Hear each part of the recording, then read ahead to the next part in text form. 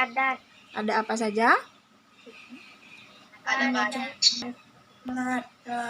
Ada benda padat, benda cair, dan benda gas. Nah, di tema 8 ini kita akan lebih membahas tentang benda cair. Contohnya yaitu adalah air ya. Nah, di sini Ibu akan membagikan screen ya. Oke, tunggu sebentar.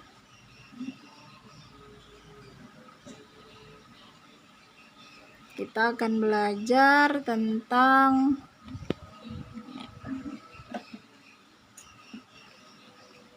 sudah ada di layar anak Ibu? Sudah. Nah, di tema 8 ini kita akan belajar tentang lingkungan sahabat kita ya. Nah, di lingkungan sahabat kita ini kita akan belajar tentang air. Air tentu sangat diperlukan bagi kehidupan bumi. Apa saja manfaat air? Sebelumnya Ibu sudah menyuruh anak Ibu membaca bukunya yaitu tentang demi air bersih, warga Waborobo rela berjalan sejauh 15 km. Ya, di bukunya ada cerita itu. Nah, warga Kelurahan Waborobo, Kecamatan Beto Ambari, Kota Baubau, Sulawesi Tenggara sulit mencari air bersih. Mereka harus menempuh perjalanan sejauh 15 km dahulu baru mendapatkan air bersih. Nah, di tempat anak Ibu, apakah juga sulit mendapatkan air bersih? Tidak ya. Nah, alhamdulillahnya di tempat kita tidak kesulitan mendapatkan air bersih sehingga tidak perlu berjalan atau mencari jauh-jauh. Nah, di sini ada fungsi air bagi tumbuhan, bagi hewan dan bagi manusia. Nah, fungsi air bagi tumbuhan yang pertama ada sebagai tempat hidup beberapa tumbuhan. Yang kedua, membantu tumbuhan dalam proses fotosintesis. Sebagai tempat hidup beberapa tumbuhan apa saja? Contohnya tumbuhan yang hidup di dalam air. Eceng gondok sama teratai. Nah, kalau membantu tumbuhan dalam proses fotosintesis yaitu proses memasaknya tumbuhan. Nah, di mana proses memasaknya tumbuhan terjadi?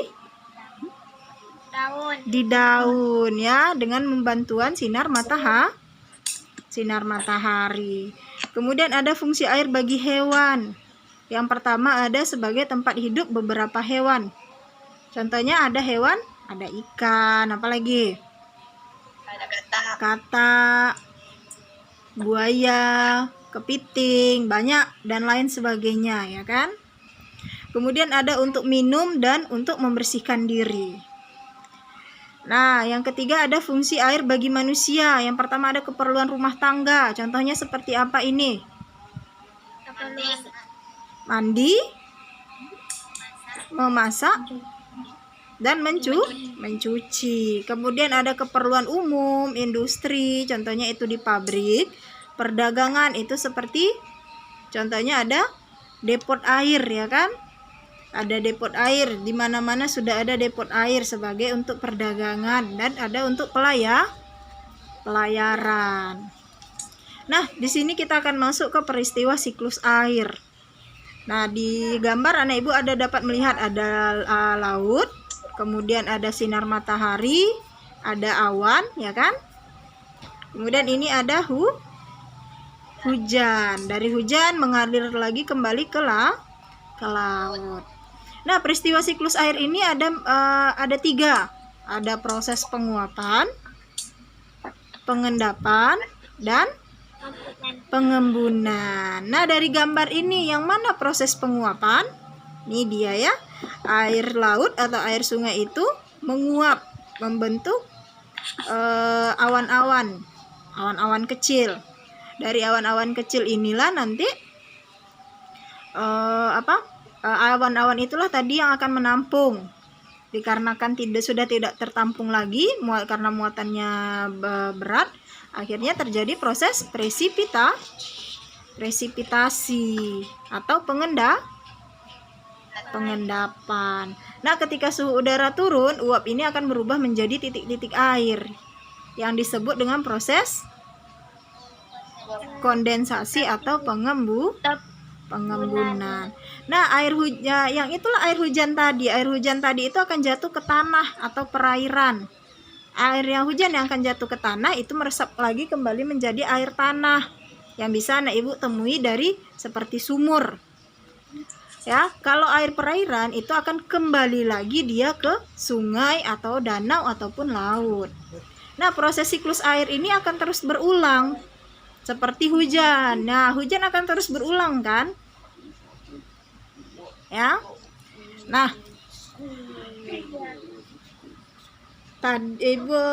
kita sudah membahas tentang siklus air dan fungsi air bagi tumbuhan dan hewan dan manusia. Nah, di sini ya, ibu akan bertanya kepada anak-anak ibu, ya, kepada Ziki.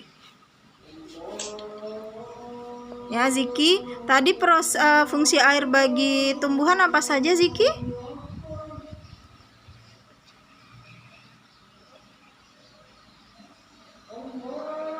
Ziki.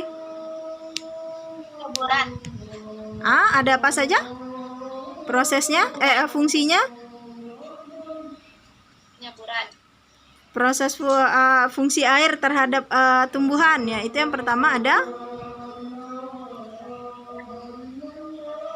ya, ada untuk menyuburkan tanaman ya, ada untuk proses fotosintesis.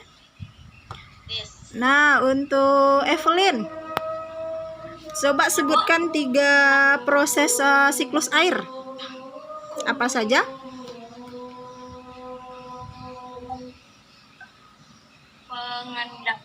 Ada pengendapan, pengembunan, dan penguapan. Itu terbalik ya, awalnya dulu. Masa pengembunan dulu? Penguapan, pengendapan, dan ya. Oke, berarti proses siklus air ini ada berapa proses semuanya anak ibu? Ada 3. Ada yang pertama penguapan, yang kedua pengendapan, yang ketiga pengembunan.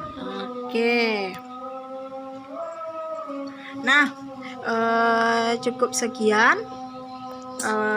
materi kita hari ini, pembelajaran kita hari ini. Ibu ucapkan terima kasih. Assalamualaikum warahmatullahi wabarakatuh.